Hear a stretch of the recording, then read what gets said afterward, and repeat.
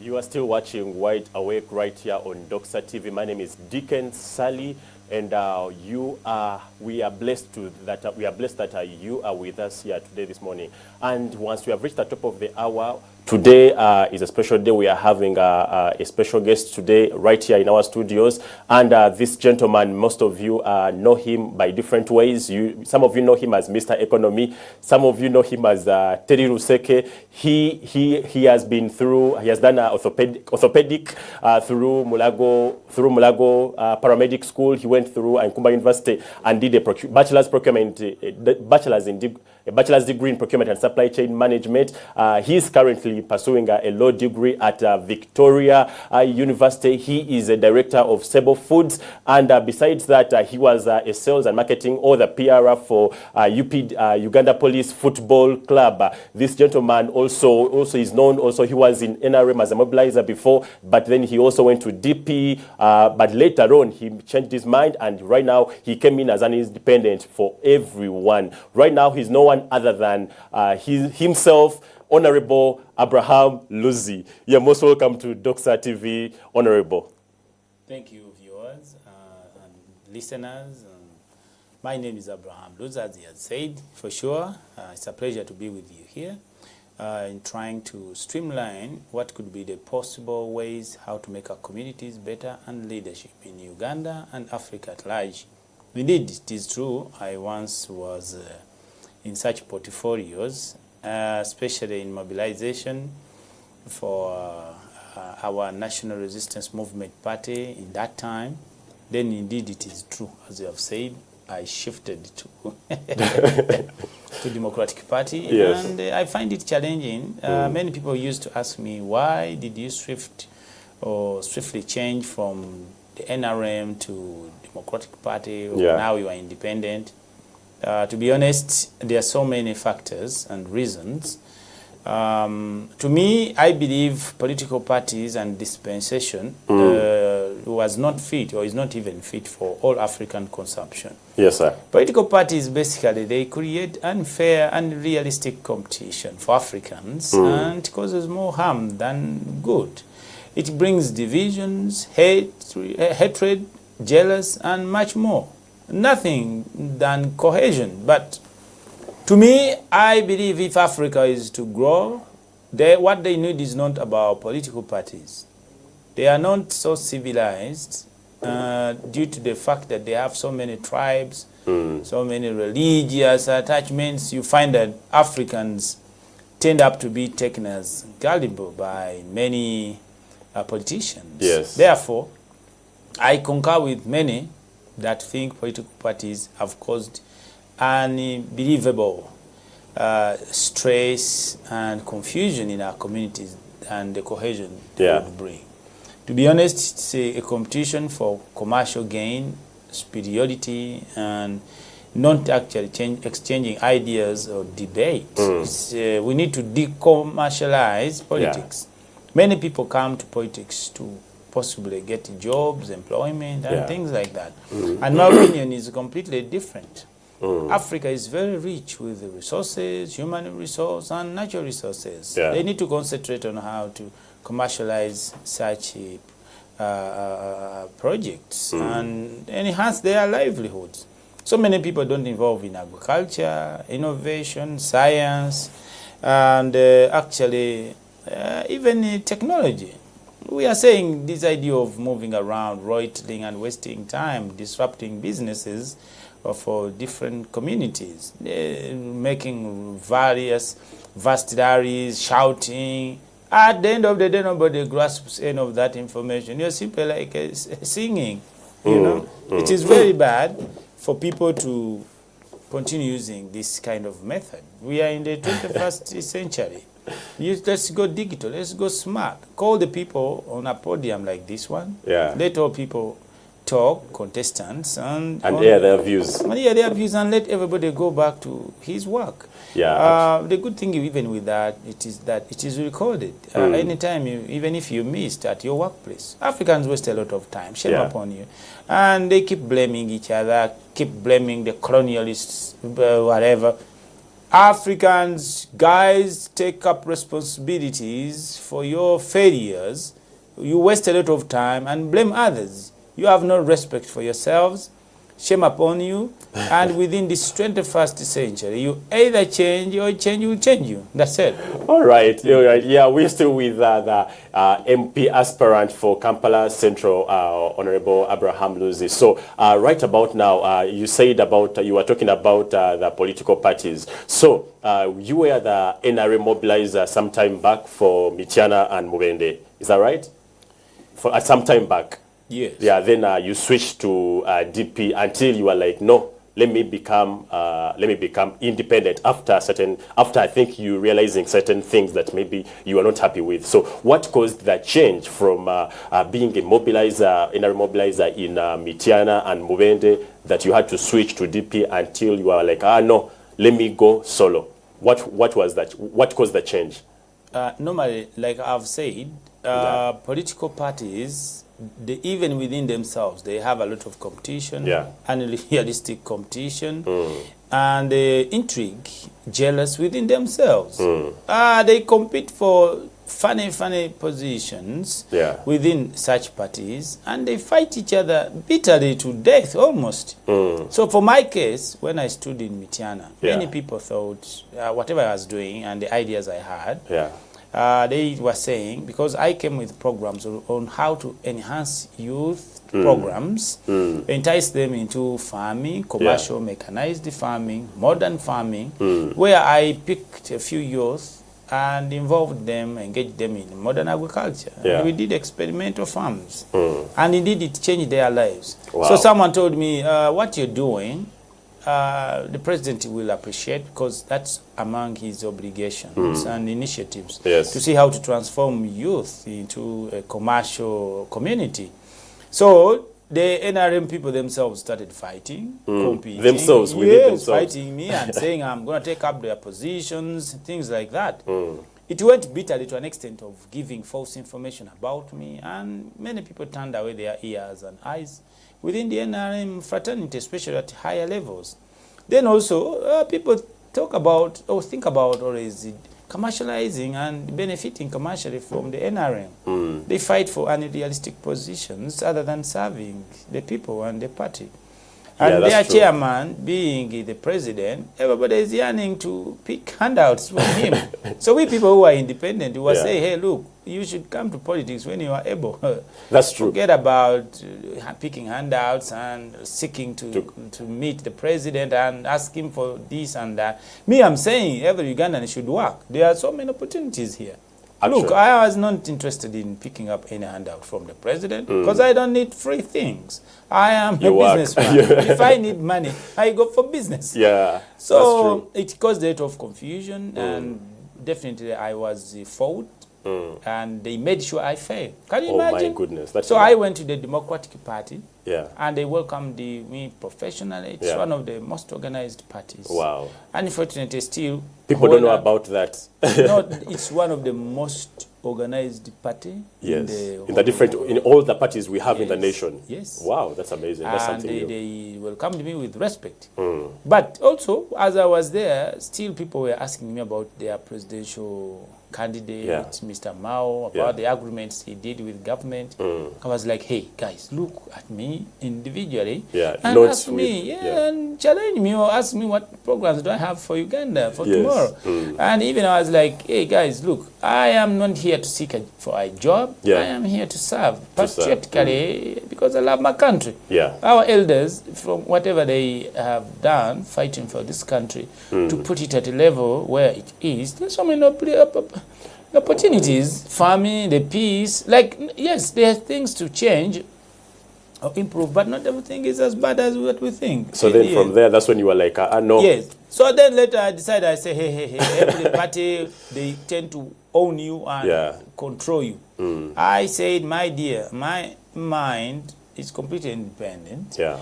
And nobody has a right to control me, and realistically. So I decided this time around to be a king in my own the king of your own. Actually, now on the same point, because now in 2021 we saw that you aspired to be the MP, and looks like you were, people, according to what people saw, they liked you, and you went ahead even to give them, to help a lot of people in Mityana. So people were expecting that definitely Abraham Luzzi would come out as the MP in Mityana, because some people used to say that they used to receive bread, others say that they got other things, but you were so generous to the people of Mityana and everyone. Some people were looking up to you, but what went wrong to say that they changed their minds and they didn't support you? First of all, I admit it was a wrong approach. It's not my duty, first of all, to help you. I am not your parents. I'm not your father. But it was the order of the day. From when I came from abroad, I was told that communities, they need support. They need support, they need help. Of the day. But me, I concentrated on projects, but even the extent of asking for bread. They told me, my campaigning team, they told me this is what they want. They want bread. They are poor, they need bread, they take a long time, no, eat bread. So I decided to buy bread, but that's not what my ethics stood for. And I was like, oh, let me do it if that's what they want. And I tried. And I regret having spent a lot of money from my family, my children, and I gave it to goons that I could not appreciate. It's very unfortunate. And this time around, I decided, to be honest, people from local villages, their mentality is completely different. And we cannot base it on choosing leaders on their... Because of what they give. Yeah, no. Like, some people are not fit even to vote for any position, because the credentials they base on to possibly vote any leader is incredible. Like, they say we need a leader that has been with us and been attending barrios severally in our villages and of which it is impossible to be. Yeah, you can't be everywhere. After all, I don't know what killed you. You know, I cannot attend every barrio, Tom and Dick. I don't want to contract diseases. You have a lot of work. I cannot subscribe to such. And also, they were telling us, you must communicate and contribute for construction of mosques, churches, shrines. That's what people say for every MP. Paying school fees for those for their children who failed. Yeah, widows, you become their husband. My dear, I have a tall, good, beautiful woman. I cannot be your husband. I'm not supposed to take responsibilities of your families. That's not the law of a member of parliament. And we are saying this is incredible that people think this way. Therefore, this is the time I changed and said, let me come to the city, capital city, where people understand and appreciate. In the villages, when they see you with a good car, they think this is their car. Everyone wants to share a tire, or a door, a mirror, something like that. So they look at you as a stranger. That's why I say, let the people from the villages and all-level people be managed by people of the same likes. So do you hope at some point in future you'll come back later on to stand for the people, to stand as an MP in Mityana at some time? Of course, no. That was an irreversible change I made, and right now I regret having mingled myself with such people. Low-level thinking, and that's why we are saying the country needs to elevate the kind of election of leaders from such positions. It's very unfortunate, and also we are saying, me, I stay in the city. I went there because of my maternal side. So I am growing up in the city. I'm working from the city. You live in they the appreciate all the message that you give. We give and the information flow. Okay. They understand what we call by smart campaign. Many people have at least smartphones. They're saying the world is changing, whether you want it or no. Actually, that's where I was coming. I was coming to that point that you are focusing a lot on smart campaign. Do you think it's going to be effective because you know, most of some other people, your allies, your people, your opponents, some of them are doing campaigns physically, but you are focusing on smart campaign, online campaign. Do you think it's going to be effective during this period?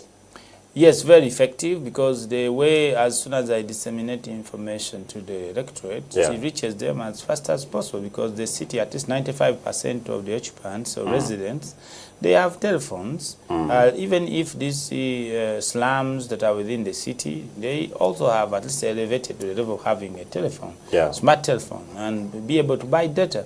And I'm telling people, this competition and election is not a do or die. I have come to serve you. If you don't feel that I'm the best representative to enhance and change or bring up reforms in what is existing, minus diluting whatever that is put on table by our leaders, elders, I will just pack my bag, go back to my farms and enjoy with my tall wife. I don't need to cling or stink myself on voters who not attempt to understand what it could be the vision for Uganda. We coming to stand. It is for your benefit, for especially for the sake of Uganda. We see so many things that need an overhaul and contribution from people who have experience and those that love this country. People say everybody is poor. It's not true.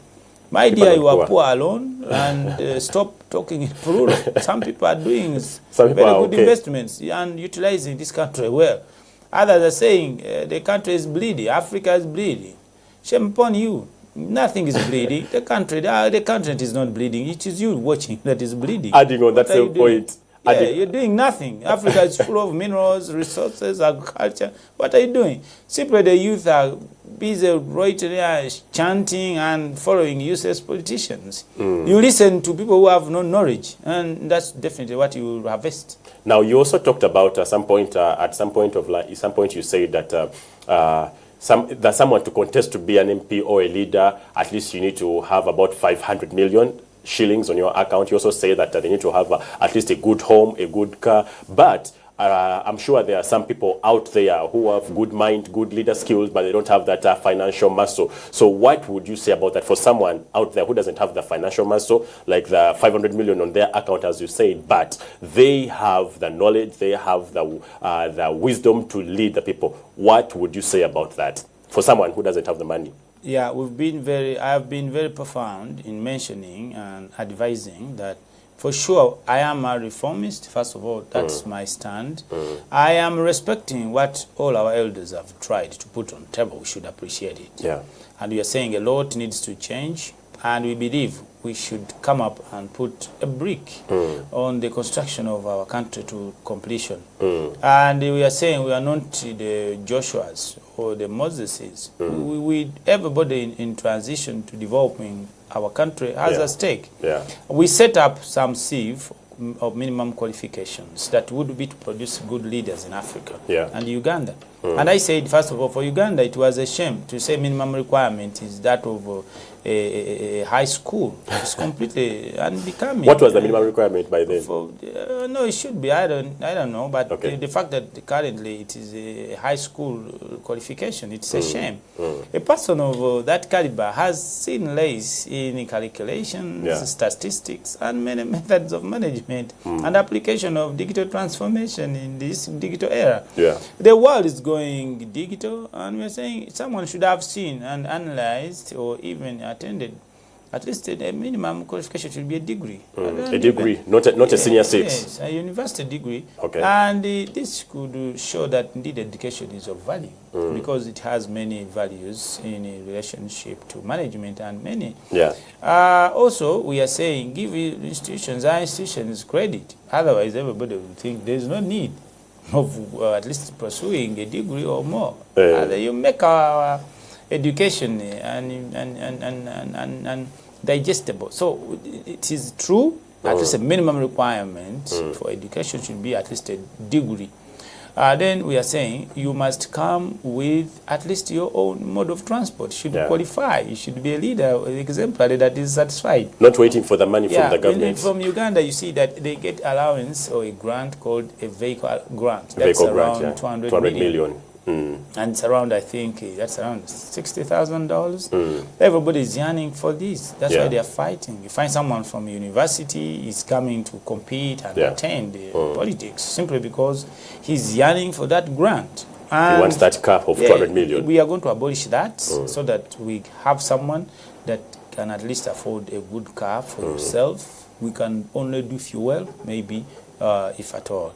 For those that VTs, Raum, and these other cheap ordinary cars, my dear, you have a lot to work on yourself. So can someone with FTs stand to be a leader to represent the nation? No, we are setting a sieve to have leaders that are not going to be corrupt or even not bring up policies and laws that don't seem to fit communities. Yeah. They are simply theoretical. They will be theoretical. We need practical people. Yeah. We are saying you should have a permanent place of a board that is a home that is suiting the status of an MP or member of parliament. Yeah.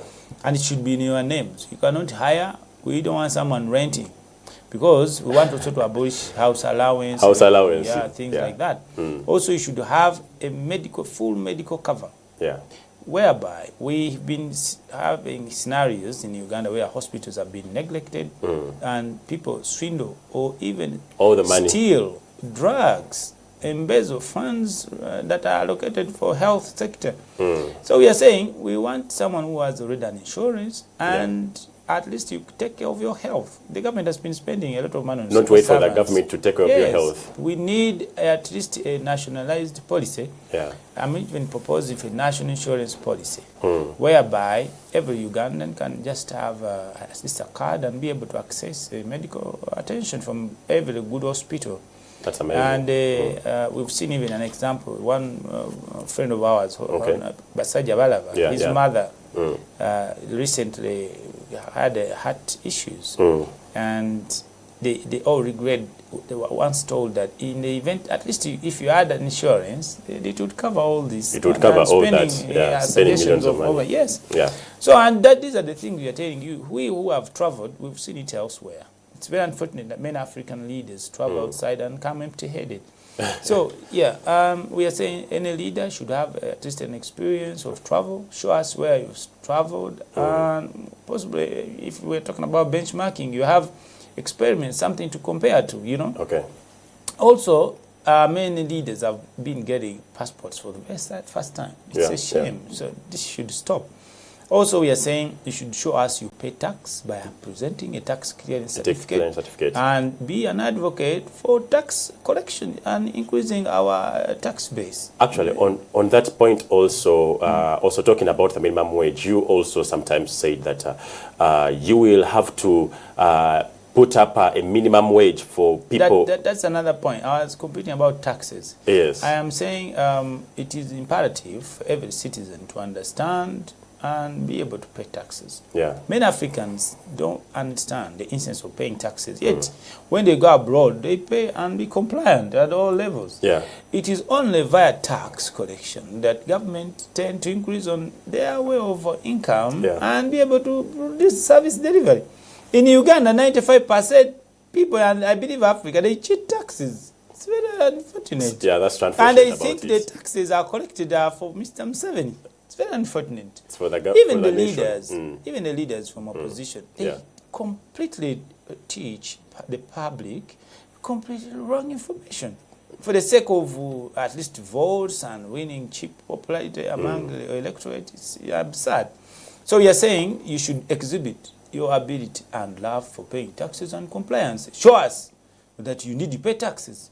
And if at all we want to increase on the tax basis of this country for better service delivery, you are an advocate for that. Then also we are saying you should have a turnover at least 1.5 billion per year transactions. You are busy doing something. Don't come here to waste time and be looking for a job, man. You should be having already avenues of you that bring you income. Then also we are saying minimally, show us your expertise of business or any specialty. Maybe you're a prominent farmer, you're a prominent businessman, a professional, something like that. You should also be doing some job already. You are a serious person. Not rely on the government bring money. Hungry people to serve. You can't have blind people leading those that are seeing. Also, we're saying we are cutting expeditiously all the allowances and the salaries. We are saying you should be able to work for at least 2 million Ugandan shillings and cutting the allowances to 80%. Many of which is not necessary. When you look at the allowances, if I read for you what these people actually benefit from raw perspective, it is completely unrealistic. It's unfortunate that many Ugandans, I believe even African out or the whole, they spend a lot of money on useless allowances, leaving their public to suffer. Also, if I tell you right from the budget that is approved, Okay.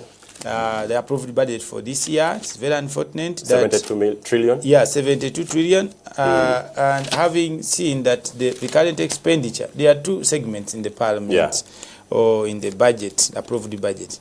Can you imagine the current expenditure?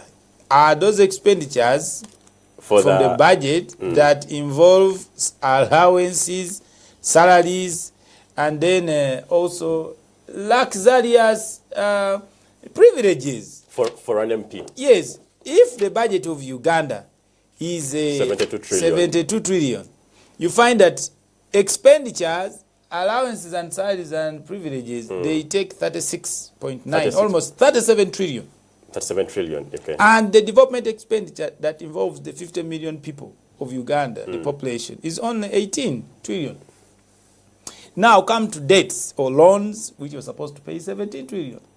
You cannot expect service delivery from such a budget. Yeah, having simply a high budget. The budget is nourishing and garnishing the politicians and civil servants. It's a shame. The biggest percentage has gone to the well-being of the MPs. The MPs, ministers, and civil servants. They get exorbitant salaries and allowances, and they leave the public to suffer. Also, we need to increase on the income of this government. First of all, by lowering on the losses. Okay. Can you imagine from the expert expenditure reports? You find that we lost almost 15 trillion in 5 years in the development plan. Yeah, we lost Can you about imagine 5 trillion. via tax exemptions to big companies? We are saying we are not people that you consider as leftovers. If anybody wants to invest here, let's put conducive environment platforms that everybody would wish to come and do business in Africa. We don't have to beg you. But this one is done by people who are corrupt. They tend to come and negotiate for exemptions, and they take percentages. All this nonsense is going to stop. We are enlightening it, and in the new coming 12th Parliament, we are going to make everybody stay away with corruption. Even from this small... How are you going to be able to do that? How are you going to be able to do that? Yes, actually, I want to tell you that even from this small development expenditure of at least 18 trillion, half of it is almost swindled by individuals that are known to you. And they are your fathers, your relatives. People who disturb Africa or Uganda, they are not from other continents. These are fellow Africans, fellow brothers from Uganda.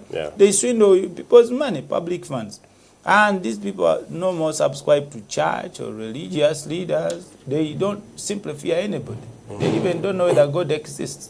They know God is a joker. Can you imagine they even in churches or mosques they sit in front? Can you imagine?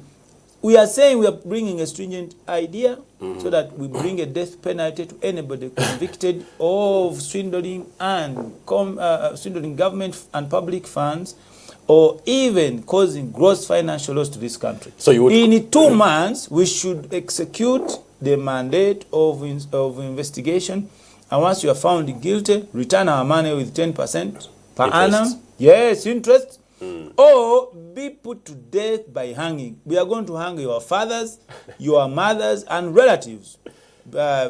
Sugar mummies and sugar daddies. You guys, you have buildings, you have investments abroad. Stop blaming the colonialists, stop blaming foreigners. You should own the responsibility of destabilizing your communities, and enough is enough. Honorable Luzzi has called for hanging or death penalty for people who are swindling the money. But then lastly, because I know you have a limited time here, so I was saying that you talked about putting up a minimum wage for all people in Kampala to at least 200,000 shillings. You said it at some point you wanted to put up a minimum wage at least for anyone in Kampala to be earning at least a minimum of 200,000 shillings, because I know there are people who earn less than that. So how are you going to be able to execute that to make sure that people will be earning at least a minimum wage of 200,000 shillings? The people in your constituency. Thank you. I have those reforms which I'm going to tell you in a summary. Before I come to that, I wanted to tell you also something very small. That these are basic and exorbitant privileges and expenditures we spend on an MP, just one MP. In brief, an MP receives a basic salary, and it is in millions of thousands of dollars. Then they receive what they call town running allowances in millions. They receive what they call subsistence allowances for people to go and have something to spend wherever they travel or walk around. Yes. Yes. They receive also what they call mileage allowance, and that's fuel and what millions of money, as more as $15,000 also to some MPs. Oh, $15,000. 15,000 for just mileage fuel. Yes. Then they receive medical allowances. That is per month. Yeah, it depends. Yes, per month or even more. Oh, wow. And also they receive medical allowances. If our communities are not medically insured and they are not assured of medical allowance, why are you giving these jokers all this kind of money? Yeah. They have sitting or committee allowances for parliament. It's a lot in millions. Yeah. They also receive what they call housing allowance. Nonsense. You should come with your own house. Come with your own house. They have also what they call constituency allowance for loitering, also moving around and playing around with our money. Then also they receive iPad allowance, which is around 3 million Uganda shillings. They even don't know how to use it. They give it to kids to play around with games. iPad allowance. Yeah, then they receive what they call a vehicle grant. That's 200 million shillings. Imagine now we have all of 500, almost 600 MPs. Everyone receiving 200 million. It's a lot of money. So I'm trying to show you how we can save and eradicate all these expenditures and save at least money for service delivery. Yeah. They receive traveling fees of $700 per day. And in the event they go around 50 or 30 or 100 per day. Imagine it's a lot of money. Then those who are Catholics, they are entitled to visiting the Pope. Every day they are given allowances and money, tickets, and Muslims, they are at least allocated a grant of going to Saudi Mecca. Arabia. Saudi Arabia, my dear brothers, for Muslims, we know very well that this is only for the rich. Yeah. Yeah, you must attain a certain level. You don't have to take public funds for this kind of visits. Yeah. Then also there's a lot of payments or expenditures on East African games, parliamentary. It's a lot of money. Yeah. So when you look at it, all these billions of money. Then tickets, free tickets for some travel, unnecessary travels that we can at least reduce and fuse it to minimum payments. Then they have what they call field allowances. It's a lot of money, in millions, and many people go for all those kind of travels, and many more. These are just examples, and it is in millions. You find that if we have 500 MPs, in fact, there is a comparison I always make. Canada has almost 2.2 over 2.2 trillion US dollars GDP. Okay. Yes. Uganda has only 53 billion, but Uganda has over 500 MPs, and Canada has in only 300 MPs plus. This is incredible and realistic and logical and mathematical. So also we are saying it is not okay, first of all, for Ugandans not to formalize every informal sector. We should at least, if at all want to increase on the service delivery and have money for government to run properly, we should make sure the informal sector registers business and be uploaded on IFRIS systems so that URA, Uganda Revenue Authority, and any tax collection bodies can track all these payments. So in short, government works like the way you have your home. You should have an income and expenditure. So let's lower the expenditure, unnecessary expenditure, cut it, and increase on the income. And there are so many other avenues. But now I want to go directly to the reforms. We first of all say the parliament is so big unnecessarily. We should reduce it to a level at least of 80 MPs. And we are saying seriously, we don't need at least a district woman MP. It's already half a parliament. You know, it's not necessary. You don't have to be a woman to because some places have about 7 MPs, like in Masaka. Even Kampala itself has more than 7. We only need 1 MP. So we need to cut and size the MPship or parliament to at least 80, and the ministers should not exceed 50. And 2, we are saying you shouldn't hold more than 1 office. Yeah. Public office. You find that someone is a minister, another is an MP, another is what? This is what loses respect and belief from the public. They think you are opportunists and selfish people. So we need to win the trust of the people by at least having everybody involved in management of their country. Then also we are saying we should have a minimum wage. It's a shame that African countries don't engage this simply because they take advantage of their own people. Foreign companies here come, give employment without contracts. And if you don't care about the well-being of your citizens, they cannot improve on their well-being, and people take advantage of them. That's why they have a lot of hatred. What do you lose? It's a shame that you didn't do this before. What do you lose? You lose nothing to really at least to put a minimum wage and at least to save the scourge of misuse and exploiting our Ugandans that you expect to have salaries or taxes from. Then also we are saying it is not proper, at least for people to really, if at all you like this country, to for sure misleading communities. Many people at least spread and the gospel that paying taxes is something that is for Mr. Museveni only. I mean, the people need to understand that taxes are for the country. Yeah. And also, we need to understand that the president has limited powers. That's why even coming in parliament, in the event he wants anything. Also, I want to put it clear that it's a shame for you, the NRM MPs, that think that passing laws that are not properly researched about or even thought about on any of the expenditures of this country or any other amended or proposed law, when you have not taken keen responsibility over them, that they, at the end of the day, will catch up with you or your families or your relatives. You need to advise the president rightly for the sake of our generation and the future. Respectively advise him and be able to pass laws that concern you and your future generation. And also, the narrative of people thinking that you not advising the president rightly in cabinet, you are a favorite person. Yeah. It's a shame. It's incredibly diluting your credibility. We need guys not to think as political parties, but to think as Ugandans. That's true. Severally, the president has been wanting to make things better. In fact, now we should set up a committee for making things better, irrespective of political ideologies or attachments or colors. When we think about Africa or the country, we should really be united. And it's not about passing someone's interests. The president has said that I had good intentions, but also the people themselves, they tend to twist it and also selfishly entangle it with their selfish interests. It's a shame that many of his interests have not been profound and pronounced very well.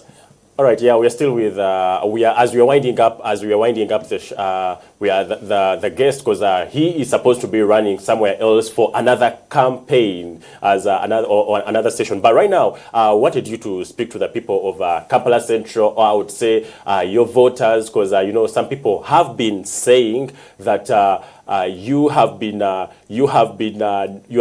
people have been saying he's not coming to us like how other people come and, you know, beg us for votes. So what would you say about that? And also maybe you can give a message to the people of Kampala Central who are going to be voting for you, and maybe you ask them for your support, because I know you have big opponents whom we think that may be a challenging on your side. First of all, I believe in fair competition and fair game and foul play or fair play. It's not a do or die. Competition it should be a fair game, and politics. There is a winner and a loser. I am a believer in that. Even when you lose, you win. I am so busy that I am employed. I am running over 10 companies of mine. Yeah.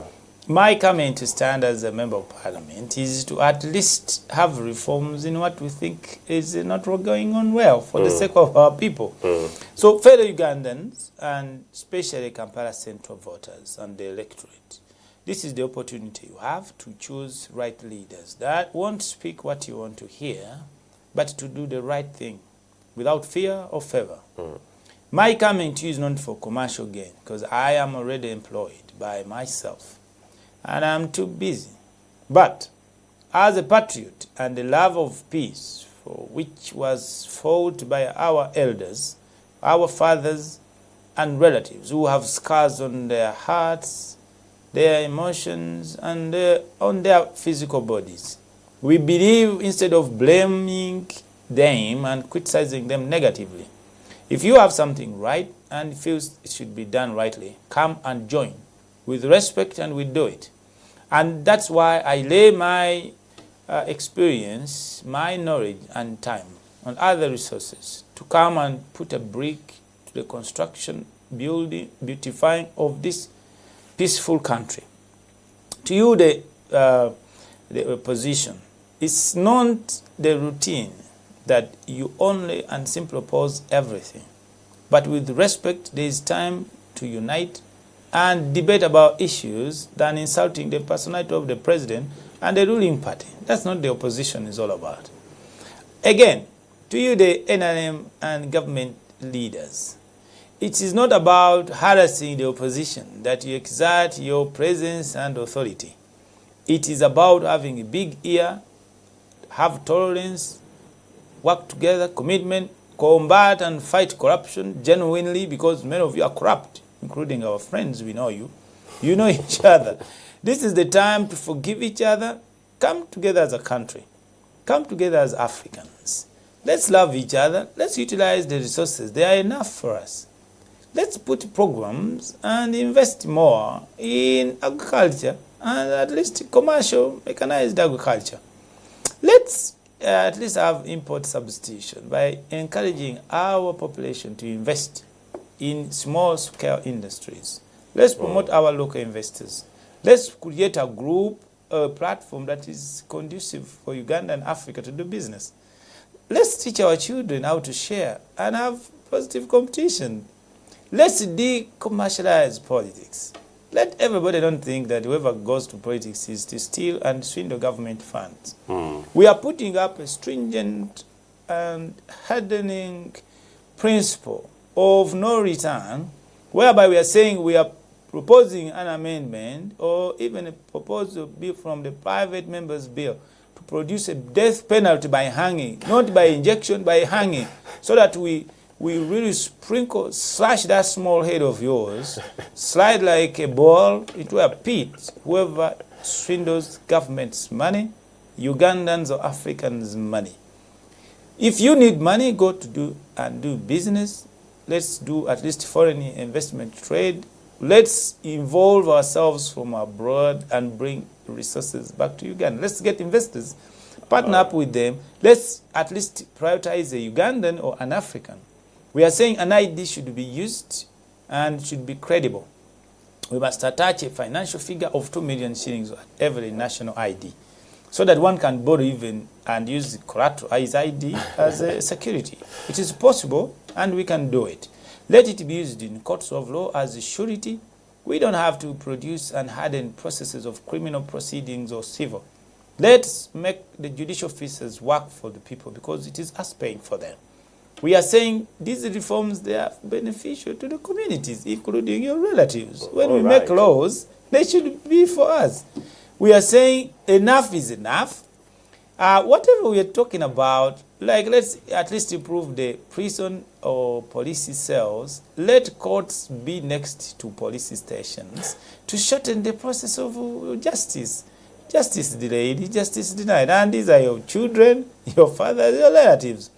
We are saying let's create express fines, at least express fines for small cases, and let people be free and go work, rather than curtailing people in prisons or cells and government losing a lot of funds. As I wind up, dear voters, I ask you for your mandate, but with respect. You have the time, the opportunity to choose the right leaders to this community. I am not begging, and I am not folding my hands for votes. I want to be at least voted on merit. It is for your benefit, for the good of your children and children's children, for this country. We don't need to at least make everybody think we are benefiting from politics. We want to commercialize politics and let everybody have something to do. At least you should be a leader that is exemplary, not to seek opportunities in politics. All right, so that is Honorable Abraham Luzzi, the husband to Sarah, who Sarah is told. You know, last time at the show, as we were winding up, last time some people were saying that they look up to you because the way you love your wife, the way you are an inspiration to your wife. So they have been saying that. Okay, all right. They have been saying that you have been an inspiration to many young people there, because some people fear to speak to, they fear to lay out, to share their love to their families and their wives. But you come out publicly and you show the world how you treasure your wife. How do you feel, and how does she feel to see that you are out there talking about her wherever you go? You cannot start up a statement without mentioning your wife. How did you do it to make sure that you show utmost love, and how would you encourage the young people out there in Kampala Central? Yeah, actually, I tend to work and exhibit my wife in front of everything I do as an example of that all women should be honest to their husbands. Yes. Women hide a lot of secrets in their telephones. That has caused a lot of challenges and domestic violence. I keep agitating that a woman should share her password with her husband. You should know what you're doing. That's why we tend not to be open up with our businesses and financials.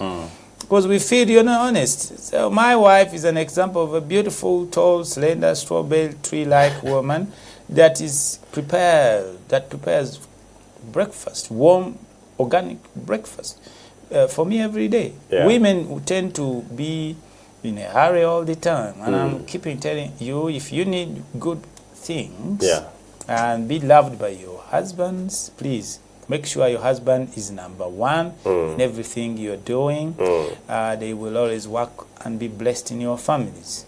And also, she's hardworking. In every business I do, she's involved. Wow. So we are saying, men, stop being at least dictators in your homes. Work with your wives. Show them whatever you're doing. In the event of any eventuality, they can always take over.